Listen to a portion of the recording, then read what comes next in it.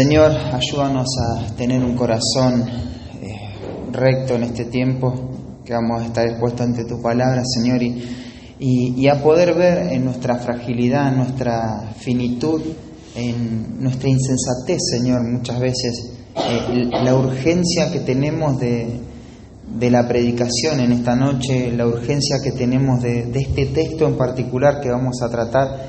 Ayúdanos, Señor, a poder prestar atención, poner todos nuestros sentidos en esto que vamos a hacer. Ayúdanos a ser conscientes de la batalla que se va a librar en nuestra mente, en la distracción, en el enfoque, Señor, y que podamos realmente estar atentos a tu voz, Señor. Tú hablas y eso es lo que necesita nuestro corazón cargado, Señor, de tanto afán, de tanto pecado, Señor, de tanta miseria, Señor. Por eso queremos escuchar tu voz, porque sabemos que tu palabra nos santifica, tu palabra es verdad, Señor, y es lo único que puede salvar nuestras almas, Padre. Y en esta noche queremos rogarte que nos ayudes, que nos des auxilio, que tu Espíritu Santo pueda aplicar la verdad a nuestro corazón, que podamos ver, Señor, de primera mano las implicaciones del texto y ser desafiados y crecer, Señor, en esta noche. Te lo pedimos de todo corazón, Señor, pero con ruego, Señor, con humildad, Señor. Sabemos que no somos dignos de esto, pero lo queremos, Señor, para nuestra vida. Es lo que queremos, Señor. En el nombre de Cristo Jesús. Amén. Bueno, les invito a abrir sus Biblias en Santiago, capítulo 2. Vamos a meditar en esta noche desde el versículo 14 hasta el versículo 17, pero antes quería hacerte alguna pregunta y contestar ahí dentro tuyo. No hace falta que lo digas en voz alta, pero ¿somos salvos por obras? O sea, ¿las obras nos llevan a la salvación? Pensá esa pregunta. Seguramente en tu mente automáticamente decís, no, somos salvos por la fe. Las obras no nos hacen salvos, no nos hacen merecedores de la salvación. Las obras entendemos que tienen un lugar en la salvación y son el efecto de nuestra salvación. No son la causa, sino el resultado de ello. Ahora, otra pregunta te hago. ¿Entendés bien qué lugar ocupan las obras en tu salvación? ¿Qué lugar ocupan? Bueno, quizá también en tu mente vas y pensás esto. Ocupan el lugar de manifestar mi salvación. Es la evidencia de que soy un hijo de Dios. Y otra pregunta más. Entonces son importantes las obras en la salvación, ¿no? Porque es por lo que vos podés ver tu salvación. Y quiero llevarlo más allá. ¿Qué tan importantes son las obras en la salvación? ¿Podríamos decir que constituyen un valor esencial en nuestra salvación?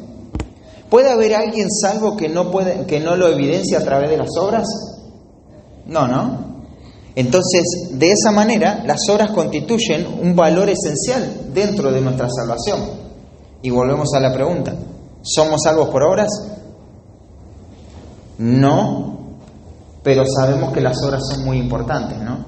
Las obras no son la causa, sino son el medio de la salvación. Quizá en tu mente todo esto lo puedes articular y lo puedes definir con mucha claridad, pero esto es algo que ha dado mucho debate durante siglos en la historia de la Iglesia y aún hoy no se entiende con la suficiente claridad lo que son las obras, el lugar que ocupan las obras dentro de la salvación. Justamente esto es lo que va a tratar la epístola de Santiago. Justamente estas evidencias es la tesis de la carta.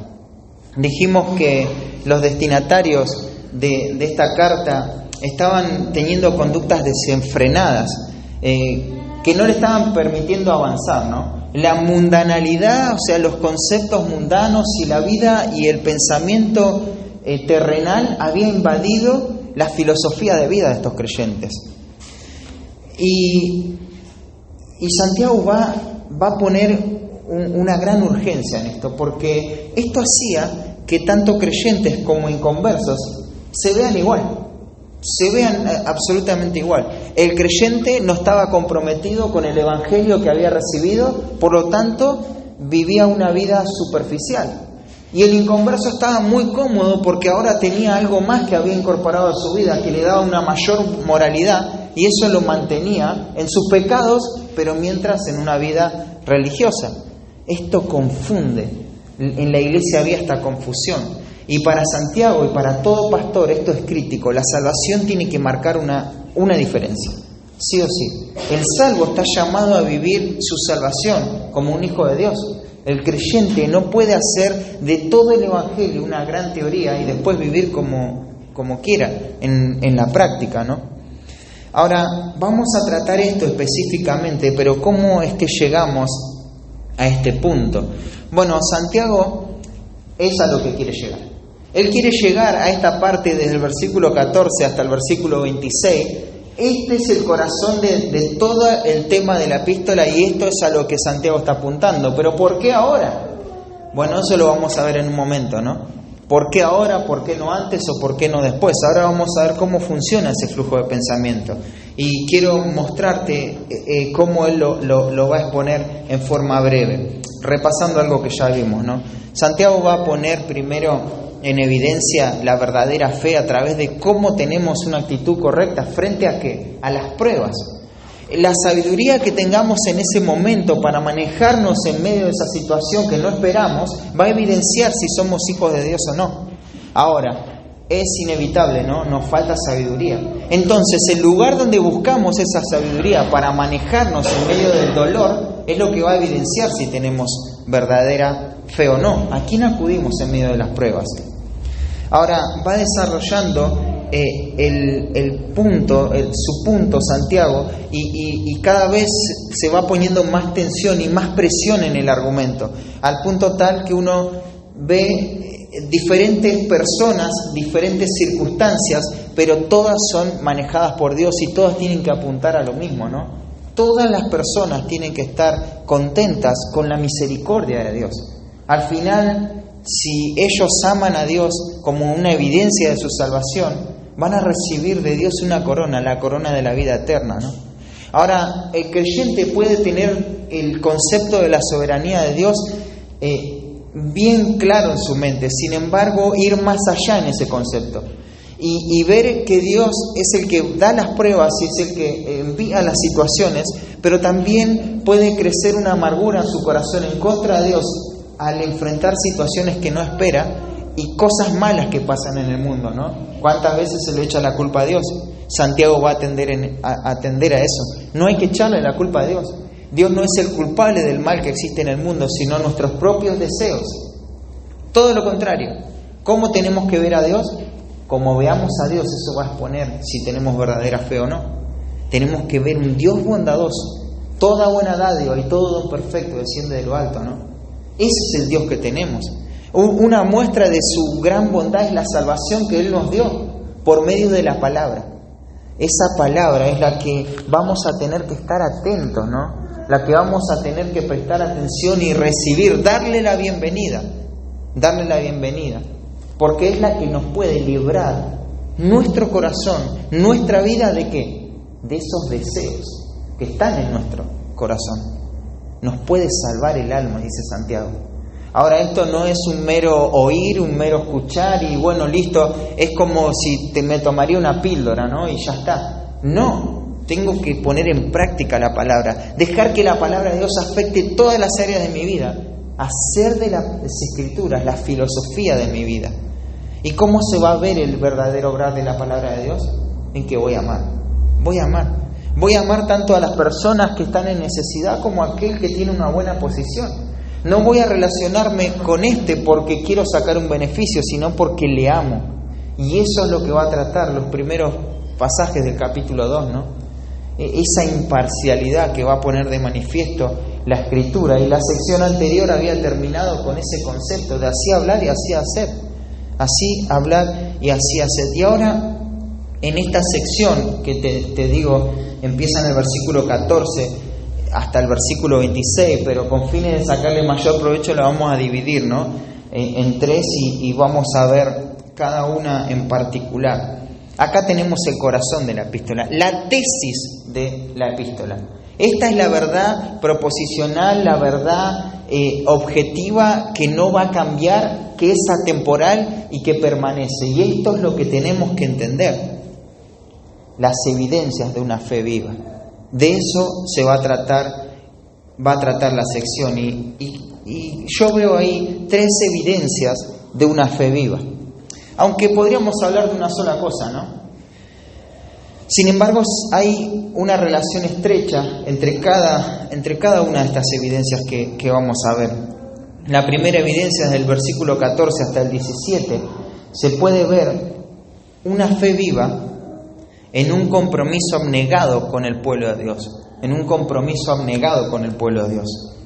Versículo 14 y 17. Eso vamos a ver hoy, pero les adelanto las demás evidencias.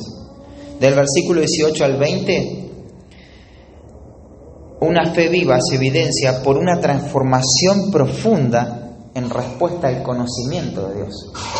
Y los últimos versículos, del versículo 21 al 26, una fe viva se evidencia por la manifestación de la justicia de Dios. Por la manifestación de la justicia de Dios. Entonces tenemos esto. Tenemos toda la sección, cómo Santiago presenta las evidencias de una fe viva. Y la primera evidencia es un compromiso abnegado con el pueblo de Dios. Vamos a ver cómo lo introduce. Fíjate cómo va a introducir. El primer versículo, el versículo 14, es la tesis del libro. Y fíjate lo que dice: hermanos míos.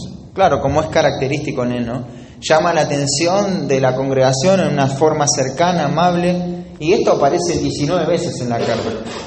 Y no es para que nos acostumbremos y digamos, bueno, así Santiago se maneja con estos hermanos, qué amoroso que es. No, no es para eso. Es para que aprendamos. Así debemos hacer nosotros, ¿no? Así debemos acercarnos a la congregación, así debemos acercarnos a nuestros amados hermanos. Entonces, él va a comenzar y va a hacer una pregunta retórica.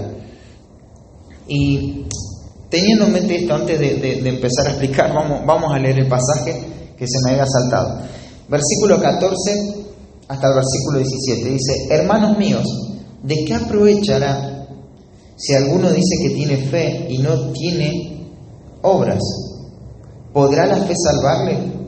Y si un hermano o una hermana están desnudos y tienen necesidad del mantenimiento de cada día, y alguno de vosotros les dice: id en paz, calentados y saciados, pero no les dais las cosas que son necesarias para el cuerpo, ¿de qué aprovecha? Así también la fe, si no tiene obras, es muerta en sí misma. Te decía, él comienza con una pregunta retórica. Esta clase de recurso la utiliza varias veces Santiago, ¿no? Pero este recurso va a obligar al lector a dar una respuesta. Por lo tanto, el lector va a estar despierto, va a estar activo al leer esta carta. Es dinámico, ¿no? Él no solamente quiere dar el argumento como un monólogo, sino que él quiere dar un argumento captando la mente y la atención de las personas, ¿no? Entonces obliga una respuesta. Todas las preguntas retóricas, porque están cargadas de contenido y quiere que los destinatarios estén concentrados en los argumentos que quiere comunicar. Es interesante notar que en esta sección el 50% se habla en forma retórica, a través de preguntas retóricas. Y es el dinamismo de la carta, ¿no? Esto deja ver la importancia de Santiago en que estén atentos a su tesis, ¿no? Ahora, ¿cómo se va a dar el argumento? Bueno, acá se va a utilizar otro recurso del lenguaje que se llama epanadiplosis. ¿Te suena eso? No es una enfermedad que viene en momentos de frío. Epanadiplosis. ¿Qué es una epanadiplosis? Bueno, es una figura que es una especie de círculo literario.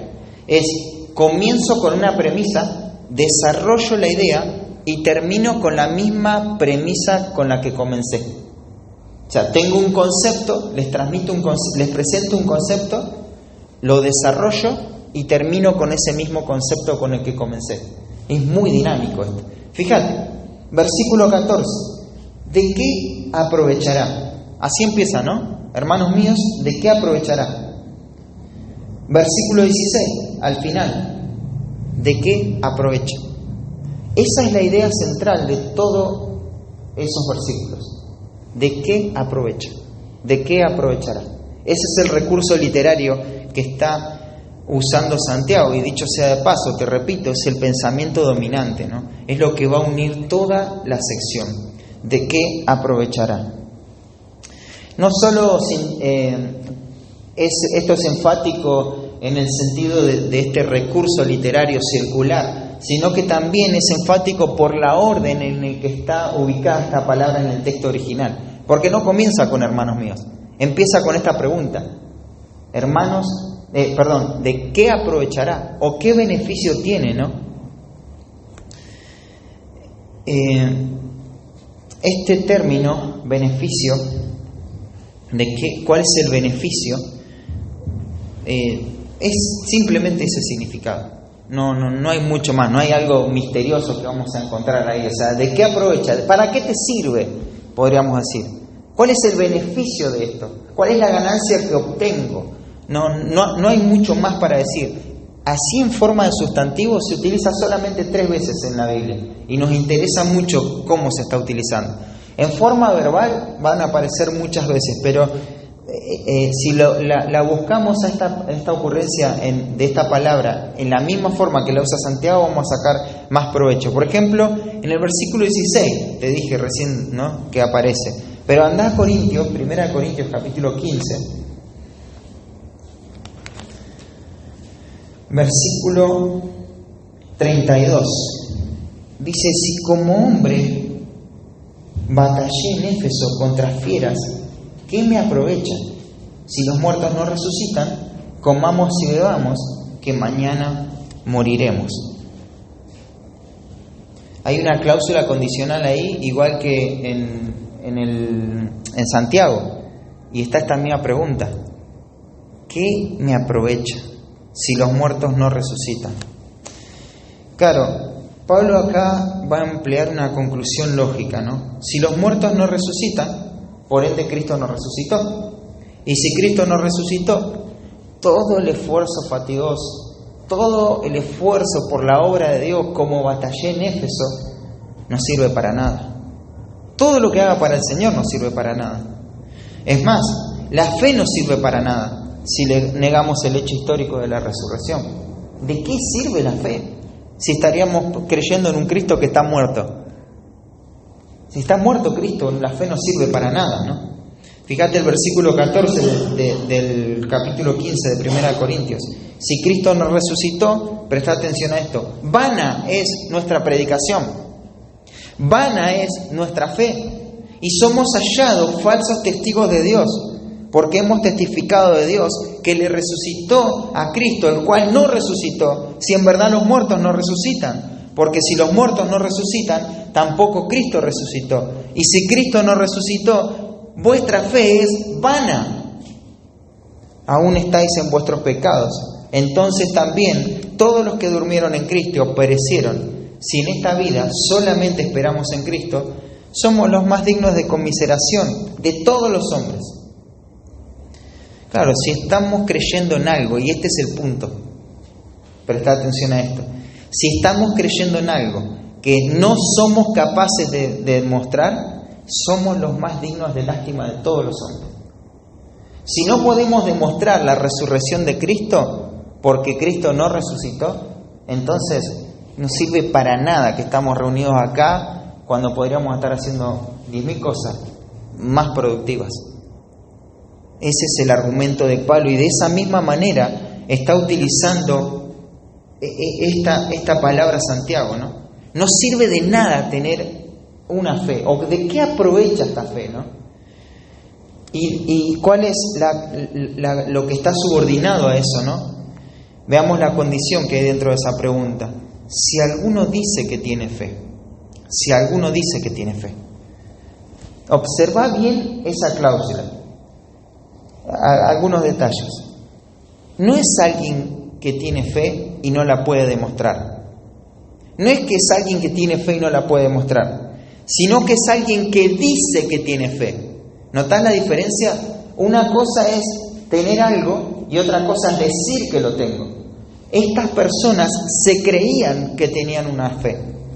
Pero déjame decirte algo, ellos no tenían fe, porque hay una fe y esa fe es salvífica, es una y es verdadera, te salva. O si no, no es fe, es otra cosa.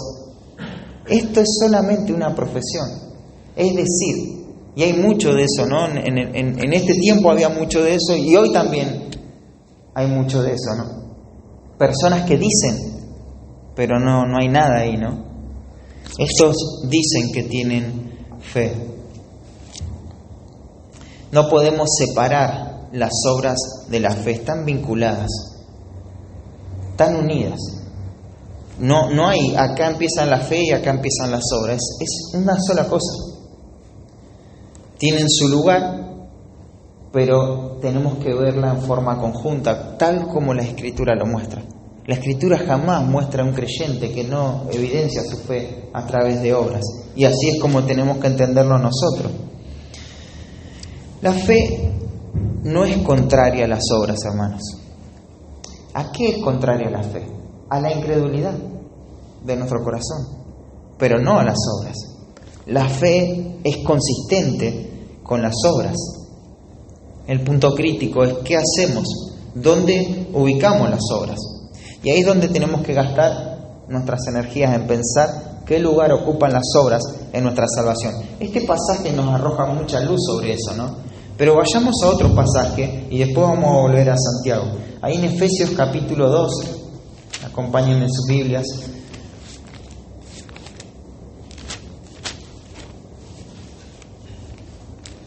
Efesios capítulo 2, versículo 8 al versículo 10, es bastante conocido. Dice: porque por gracia sois salvos por medio de la fe. Y esto no de vosotros, pues es don de Dios, no por obras, para que nadie se gloríe. Porque somos hechura suya, creados en Cristo Jesús, para buenas obras, las cuales Dios preparó de antemano para que anduviésemos en ella. Fuimos salvos por la gracia de Dios, por medio de la fe. Pero según el versículo 10, dice que fuimos salvos para obras, ¿no? Primero hay una negación. No fuimos salvos por obras. Va a decir, las obras no son un mérito con el cual Dios nos va a mostrar su gracia. Es gracia. Justamente por eso es gracia, ¿no? La salvación es un don de Dios. Eso que es un don de Dios se refiere a todo el paquete de la salvación. ¿Qué es el don de Dios? La salvación. ¿Cómo se obtiene esa salvación? Por gracia, por medio de la fe. No por obras. No por obras. Sin embargo, el versículo 10 va a decir que somos hechura suya, creados en Cristo Jesús, para buenas obras. ¿Te das cuenta?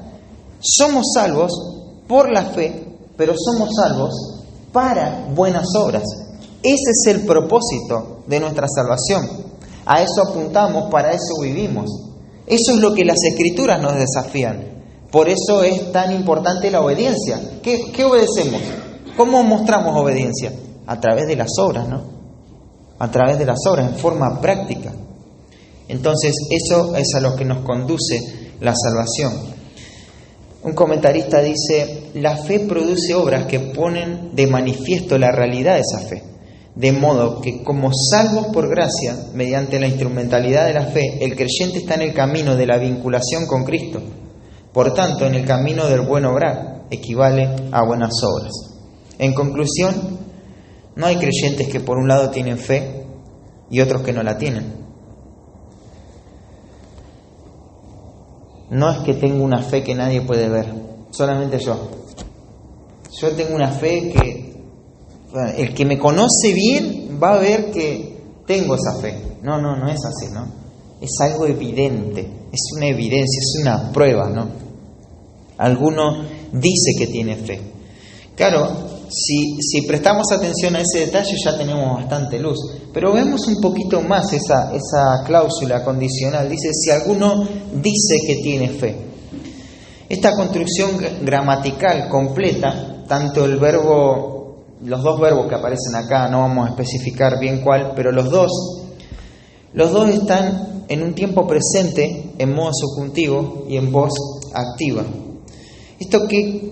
¿Cómo incide esto en el pensamiento? Bueno, que a través de esta forma, de manera deliberada, esta persona dice tener mucha fe. Yo tengo mucha fe todo el tiempo. Es más, yo soy un hombre de fe. Eso es lo que está diciendo. No es que simplemente tengo fe, es continua mi fe. Si vos me ves a mí, vas a ver la fe encarnada en una persona. Prestá mucha atención, recordá eso porque después nos va a servir para la última sección, cuando se va a mencionar el Antiguo Testamento. Este es un hombre que dice ser un hombre de fe, continuamente. Ahora,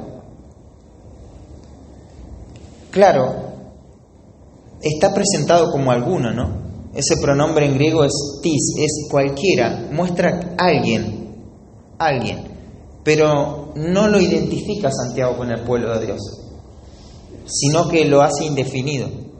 Este es alguien está diciendo esto, pero este alguien no puede demostrar por medio de lo que hace esa fe que tiene, simplemente son palabras. Él sabe el discurso cristiano, él sabe qué decir, cuándo decirlo y qué no decir para ser aceptado, para que su credo sea aceptado y nadie lo juzgue por eso. Él sabe decir amén, él sabe decir aleluya, Dios te bendiga, un montón de cosas, ¿no? Tiene un vocabulario cristiano y está a la altura. Él puede decir eso y con sus palabras él puede convencer a cualquiera. Eso lo vamos a ver después en la segunda sección. Pero este es el hombre. Pero hay un pero, ¿no? Y no tiene obras. Te dije que toda esta construcción gramatical está en el mismo tiempo, en la misma voz y en el mismo modo. Él no tiene obras. ¿Cuándo no tiene obras?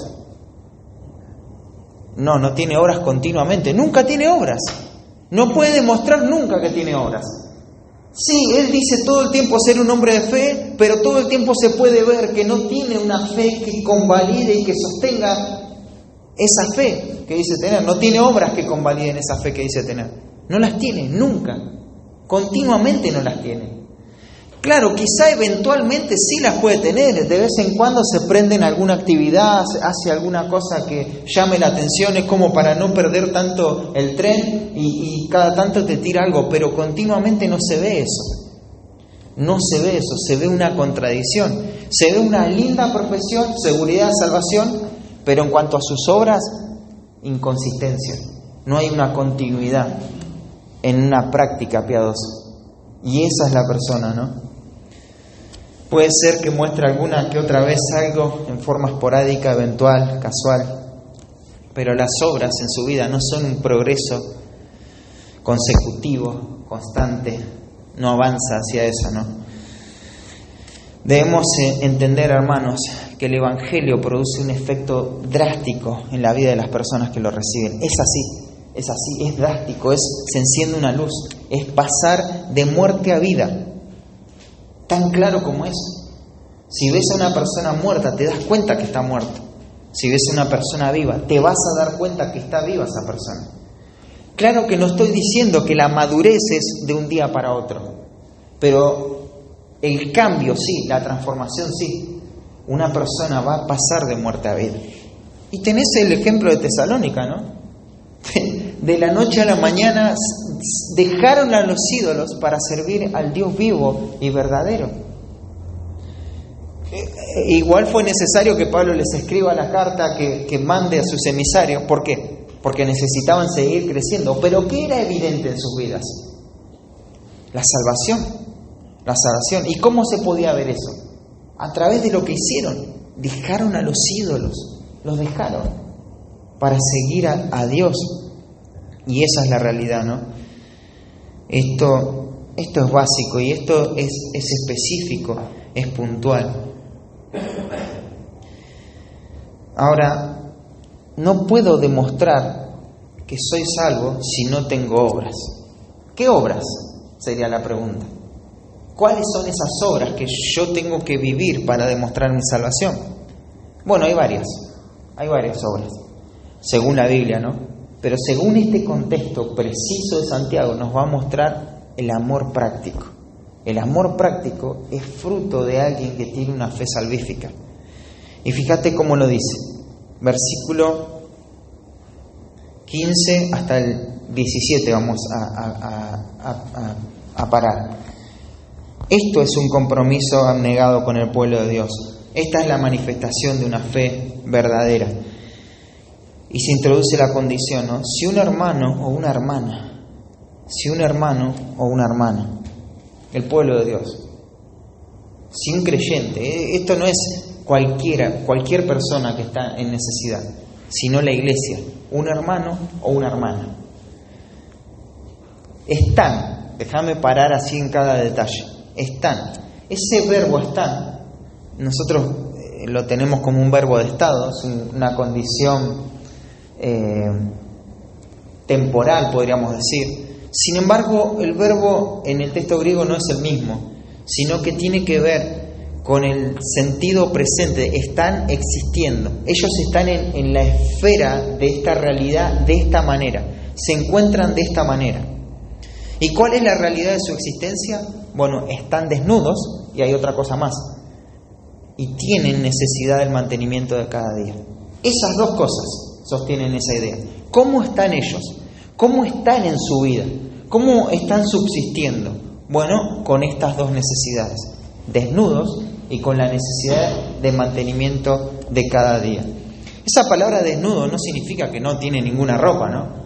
Sino desnudo en el sentido de que no pueden hacer frente a la esfera en donde se están moviendo. No están lo suficientemente abrigados.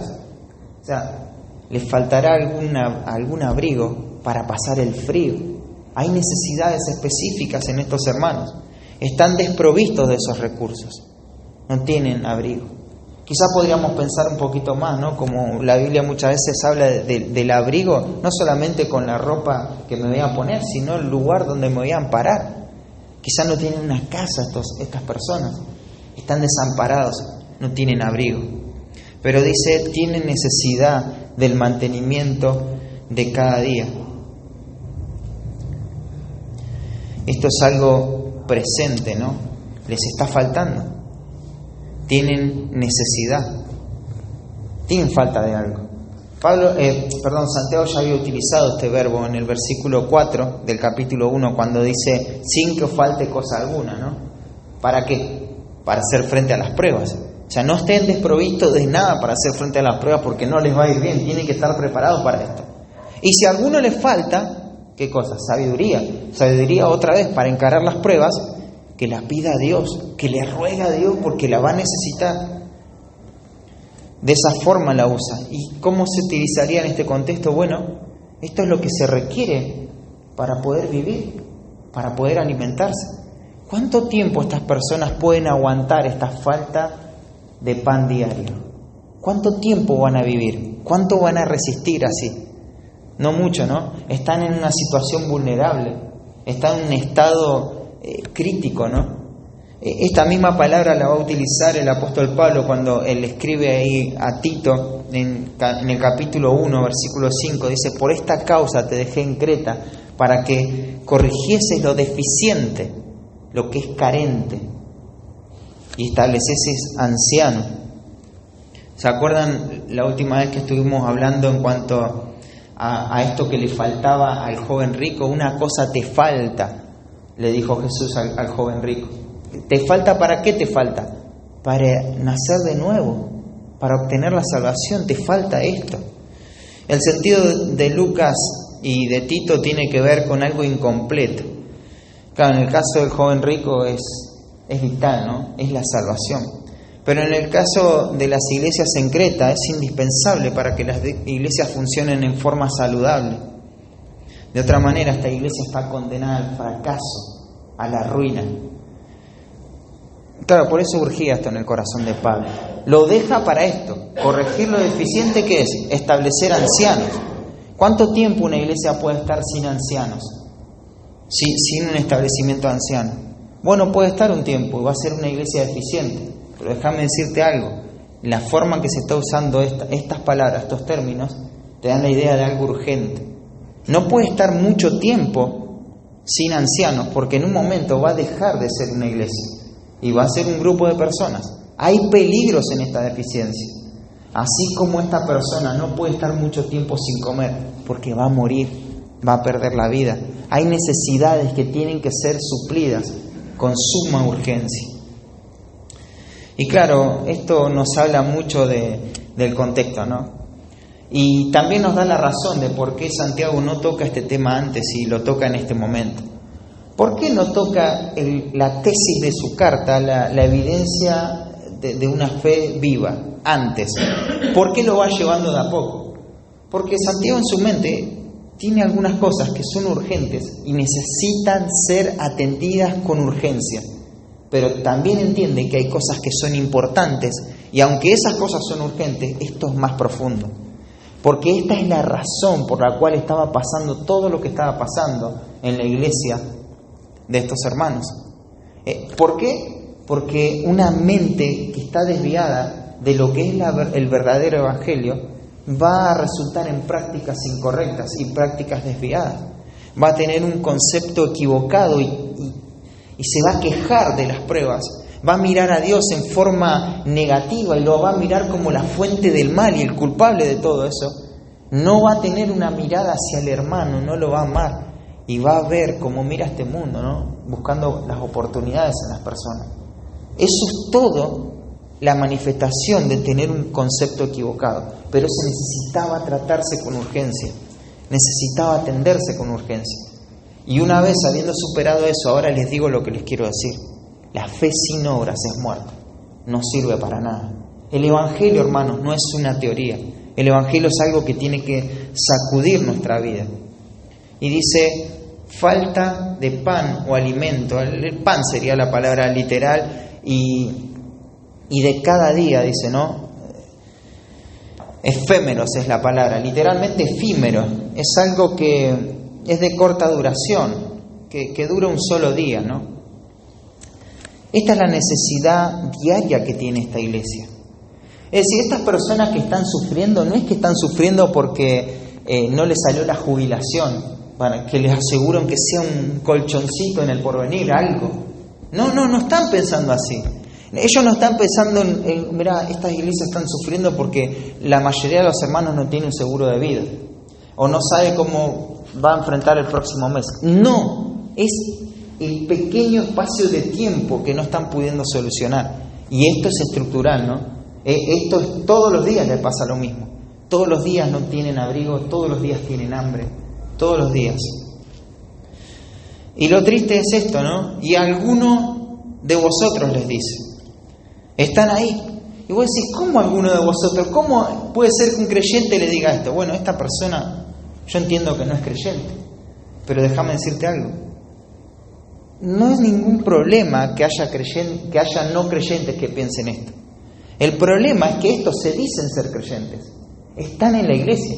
Claro, fuera de la iglesia, alguien que es superficial y que no le interesa ninguna necesidad de la iglesia, está bien, es normal. ¿Por qué le tendría que interesar nuestra vida? No tiene ningún sentido. Pero dentro de la iglesia esto no puede ser, y esto es lo que inquieta a Santiago, ¿no? Les dice, alguno de vosotros les dice. Bueno, podríamos parar en cada detalle. El hecho de que les dice, ¿qué les pasa a esta persona? ¿Cuál es la necesidad de estos hermanos?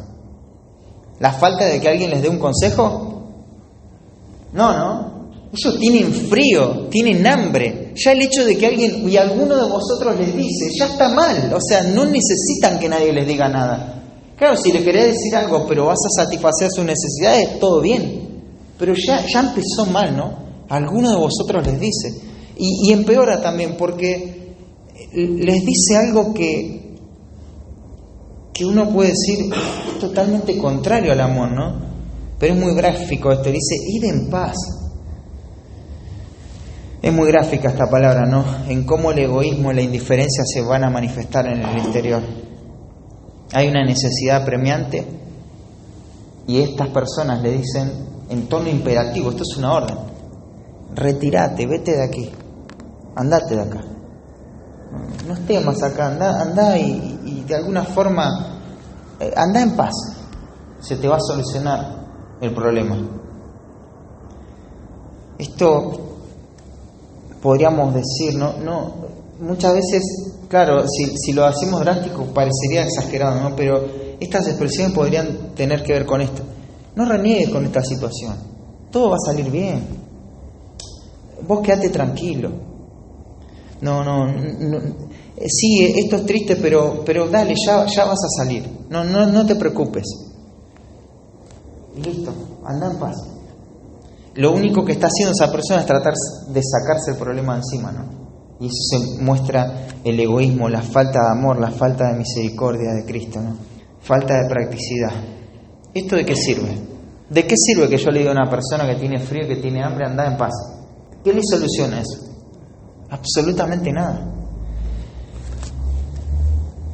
Ese ir en paz, dicho sea de paso, les aclaro, es una expresión judía, ¿no? De cómo se saludaba a una persona. Es interesante porque este saludo, shalom, ¿viste?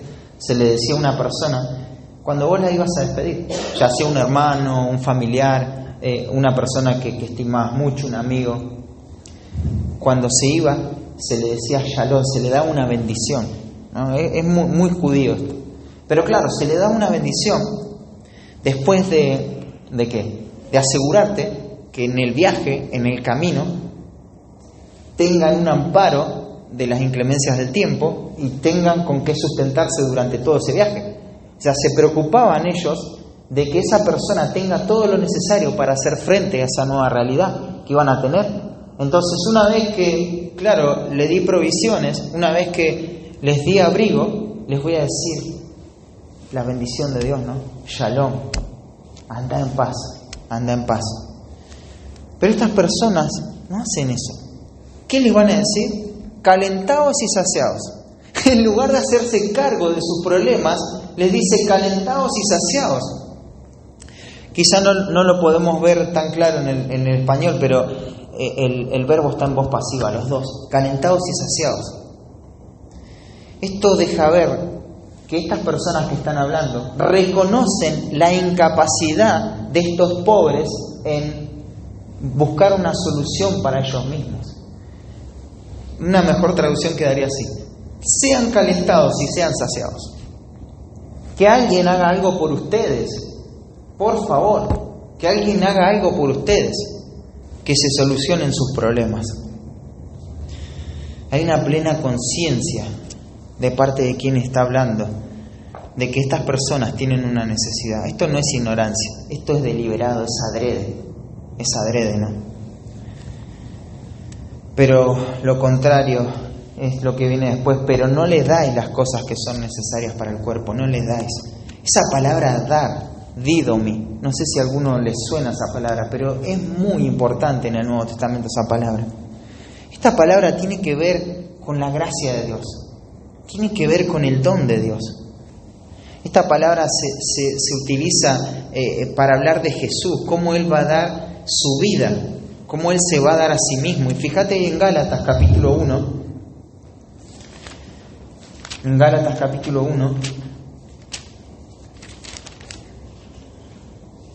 versículo 4, dice: el cual se dio a sí mismo por nuestros pecados, para librarnos del presente siglo malo, conforme a la voluntad de nuestro Dios y Padre. Él se dio a sí mismo. Fíjate, estas personas no le dan nada, porque ellos no tienen nada para dar. Ellos no tienen nada para dar. ¿Por qué no tienen nada para dar? Porque no hay una fe viva ahí. No tienen una fe salvífica. Y como resultado de eso, no pueden amar, porque no se ven amados. No se ven amados. ¿Y de qué sirve todo esto? No sirve de nada, ¿no? ¿De qué aprovecha? De nada. Otra vez, el argumento de vuelta, ¿viste? ¿De qué sirve esta fe si no soy capaz de demostrarlo más allá de mis palabras? Dice. Y el versículo 17 dice: así también la fe, si no tiene obras, es muerta en sí misma. Si una fe es muerta, no sirve para nada, ¿no? Si un Cristo es muerto y no resucitó, ese cristianismo no sirve para nada, ¿no? Bueno, el mismo punto está mencionando Santiago acá. Una fe muerta no sirve para nada. No beneficia a nadie, al que dice que la tiene, no beneficia a su alrededor. Es un fin en sí misma. Está muerta.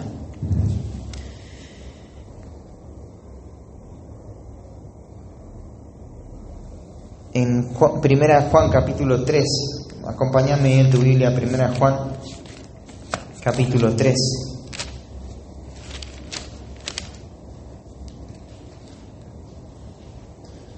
Versículo 14 dice: nosotros sabemos que hemos pasado de muerte a vida, que amamos a los hermanos. El que no ama a su hermano permanece en muerte. Nosotros sabemos que hemos pasado de muerte a vida en que amamos a los hermanos. O sea, esa es la evidencia, ¿no? La evidencia que está mostrando Santiago.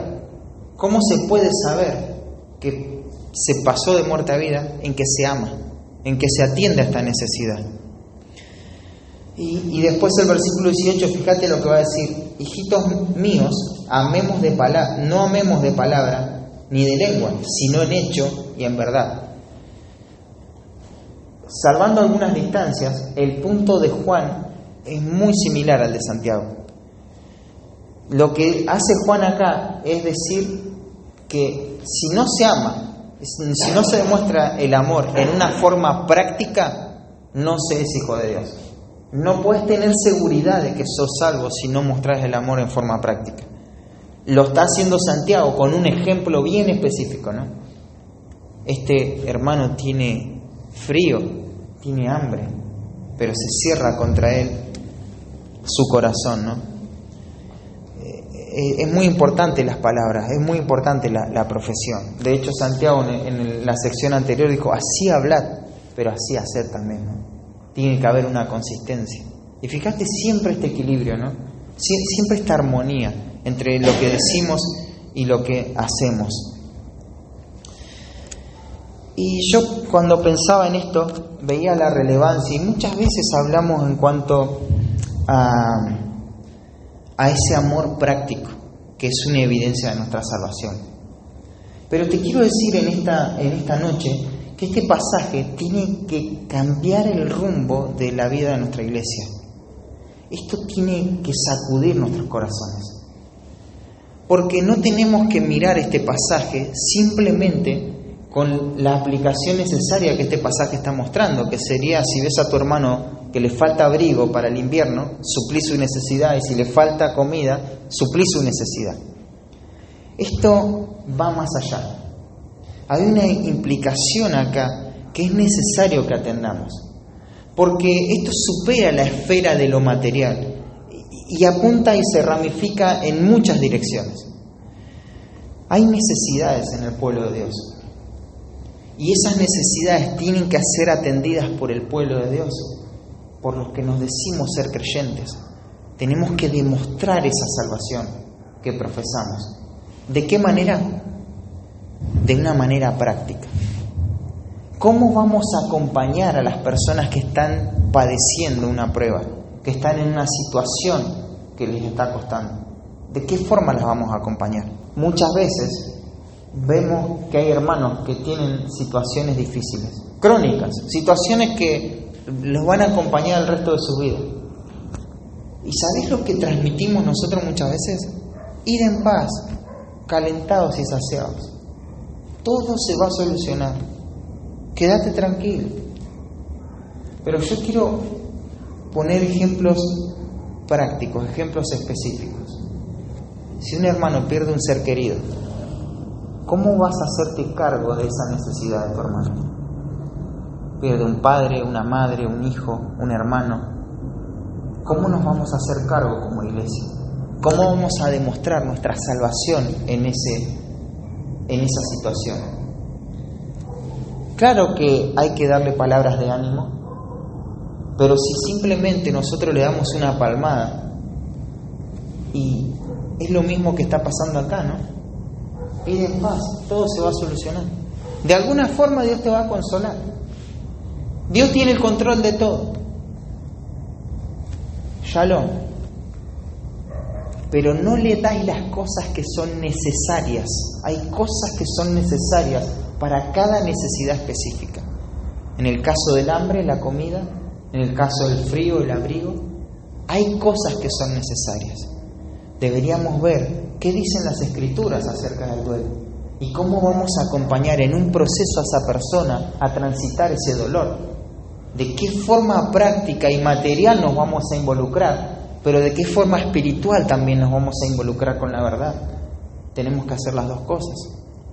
Una persona que está padeciendo un problema de salud, ¿cómo nos vamos a interesar por acompañar a un enfermo? Bíblicamente, pero en forma práctica también. Pensaba esta semana y lo compartía con Rebe y decía, sé las cosas que implican que a alguien le saquen la tiroides.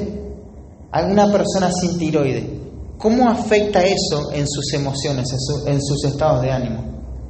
¿Me interioricé lo suficiente en investigar esos detalles para poder acompañar con la Escritura y en forma práctica a mi hermano?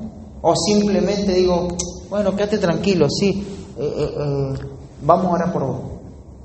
Shalom, id en paz, calentados y saciados. ¿Cómo puedo acompañar a personas que están sufriendo dolor, que están pasando cosas específicas? ¿Cómo le puedo dar lo que es necesario para esa situación? Hermanas que tienen que enfrentar la realidad de que sus maridos no son salvos. ¿De qué forma práctica vamos a acompañar a nuestras hermanas? ¿De qué forma práctica vamos a acompañar a los que están enfermos? ¿Vamos a saber de qué se trata esa enfermedad? No solamente por preguntarle. Podemos investigar, podemos averiguar, para ser oportuno, para darle lo que es necesario para eso, ¿no? Y así pensá en tu mente. ¿Y por qué te digo que esto es algo dramático, que tiene que cambiar el sentir y la dirección en forma práctica hacia donde vamos como iglesia? ¿Por qué? Porque si el Evangelio no nos compromete a dar pasos más allá de los básicos que muchas veces damos, entonces nuestra fe está muerta, no sirve para nada, no hay salvación. Ahí se ve la evidencia. No en el hecho de que una vez, listo, eventualmente hice esto. En el hecho de que voy a acompañar esta situación continua, ¿no? Continua, crónica, de angustia, de dolor, de temor, de duda. Y hay tantas necesidades, hay tantas oportunidades que tenemos, hermanos, en nuestra congregación de poder acompañar con cosas necesarias, ¿no? Con cosas oportunas. Que el Espíritu Santo pueda aplicar, ¿no? Cada cosa que venga a tu mente y que lo puedas vivir a eso, pero esto es una evidencia clave. Este es el amor, ¿no? Claro, porque nosotros podemos estar acá sentaditos muy tranquilos y decir, bueno, yo no veo a nadie que tenga frío ni a nadie que tenga hambre, entonces yo soy un verdadero cristiano. Pero ¿cómo vamos a abandonar nuestro egoísmo?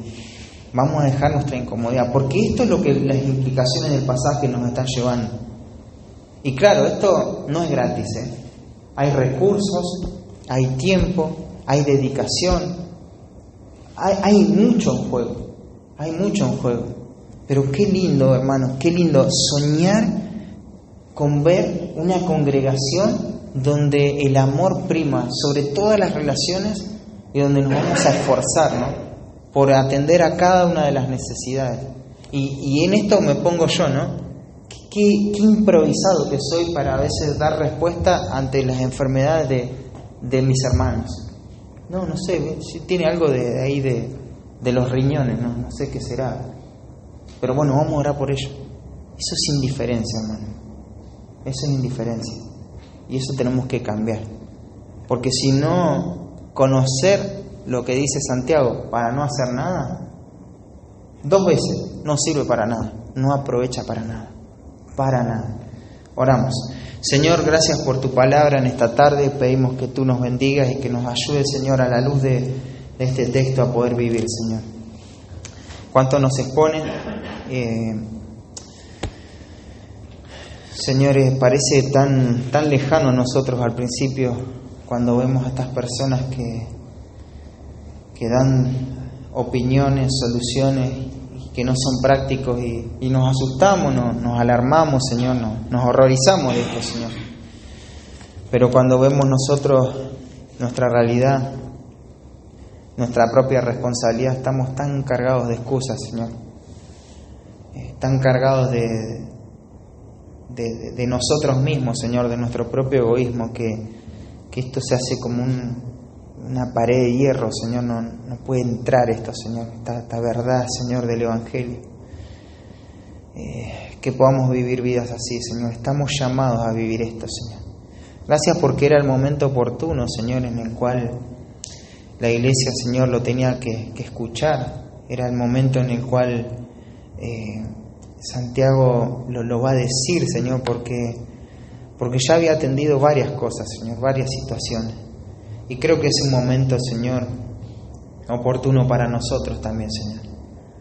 Tenemos un montón de teoría, un montón de conocimiento. Podemos pensar en cuánta fe tenemos, pero si no tenemos esto, no, es una mentira, Señor.